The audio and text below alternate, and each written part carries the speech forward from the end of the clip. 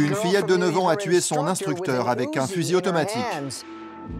C'était le 25 août dernier, en Arizona, dans un stand de tir appelé Bullets and Burgers, des balles et des burgers. Les parents de la jeune fille ont filmé la scène avec leur téléphone. La vidéo s'arrête juste avant que l'instructeur ne soit touché à la tête. Lewisville au Texas, dimanche dernier, une petite cité endormie du sud des États-Unis. Derrière ces murs, une surprise se prépare. Un petit garçon va vivre la plus folle journée de sa vie.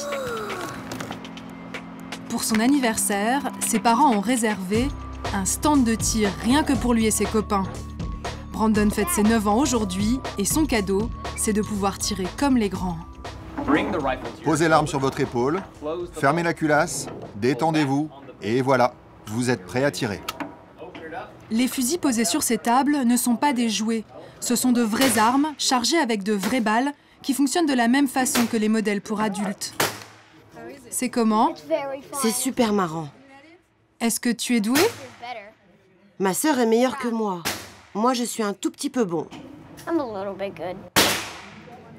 Brandon et sa sœur Erin ont commencé à tirer à l'âge de 6 ans, avant même de savoir bien lire ou écrire.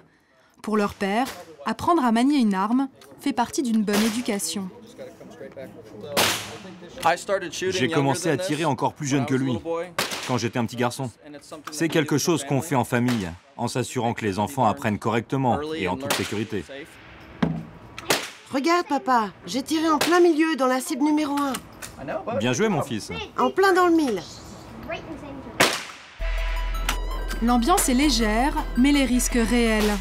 Pendant 2 heures, ces apprentis tireurs vont manipuler des armes qui, à la moindre maladresse, peuvent les tuer eux ou leurs camarades. Un scénario catastrophe qui ne relève pas de la fiction. Une fillette de 9 ans a tué son instructeur avec un fusil automatique.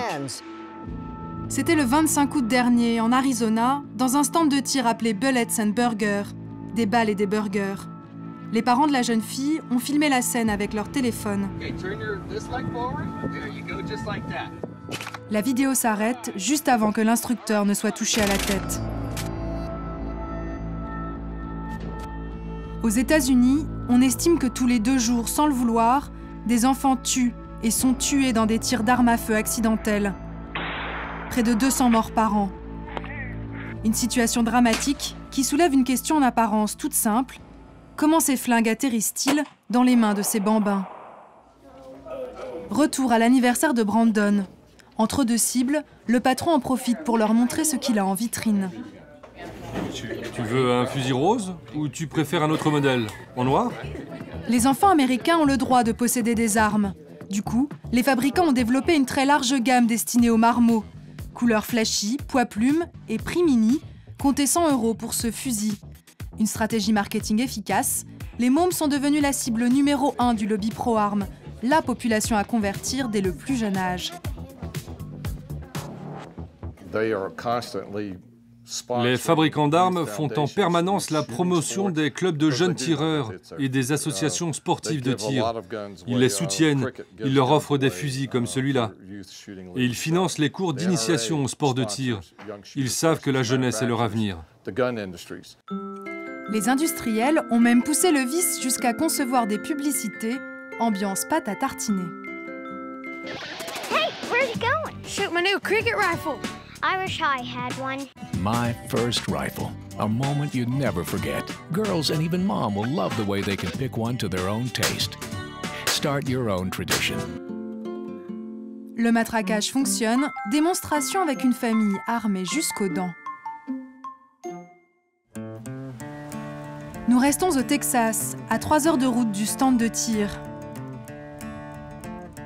Les Grisham, c'est le genre de voisins qu'on n'a pas trop envie de se mettre à dos.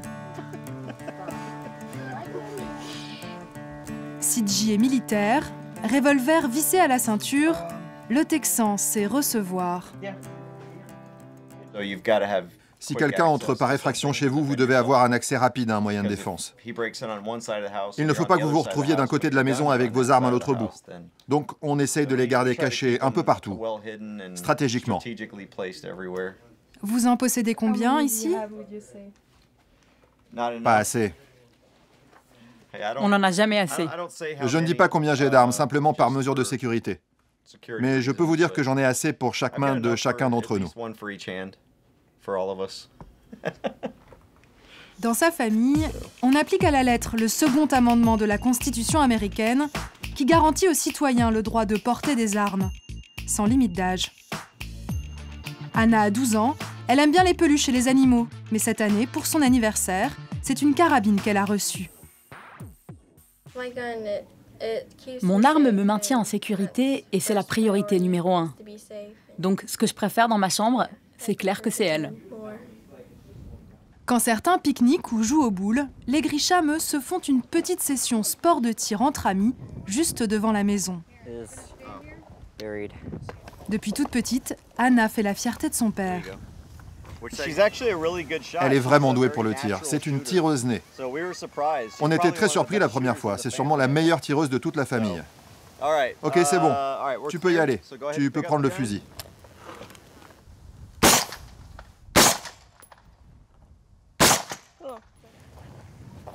Oh gosh. Tu vois, si tu devais tirer sur un intrus qui viendrait à la maison, tu aurais peut-être l'impression de l'avoir raté.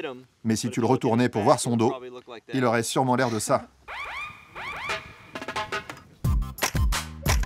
À tour de rôle, ils s'essaient à une quinzaine d'armes à feu.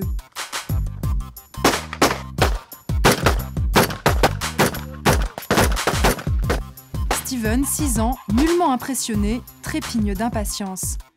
Ok, viens mon bonhomme, on va tirer au fusil maintenant. Mets ta main là et appuie sur la gâchette. Je veux recommencer. J'adore ça. C'est rigolo. Mais ça ne te fait pas peur? Non.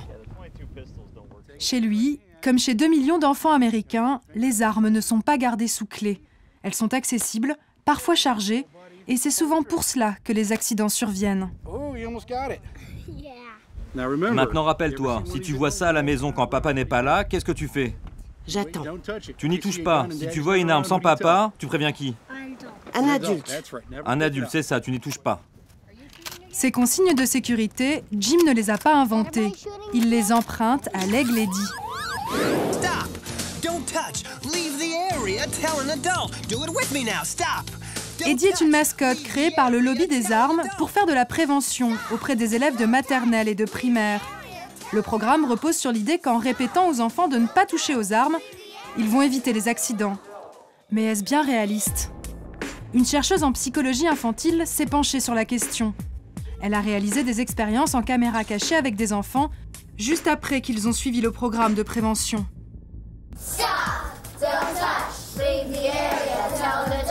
Le principe, observer comment les élèves réagissent une fois tout seuls quand ils tombent par inadvertance sur une arme dissimulée dans la classe.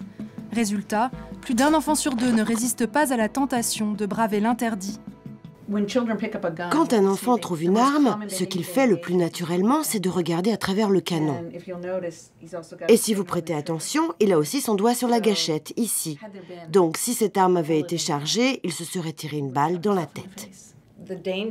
Le danger avec ces programmes, c'est qu'ils donnent aux parents un faux sentiment de sécurité.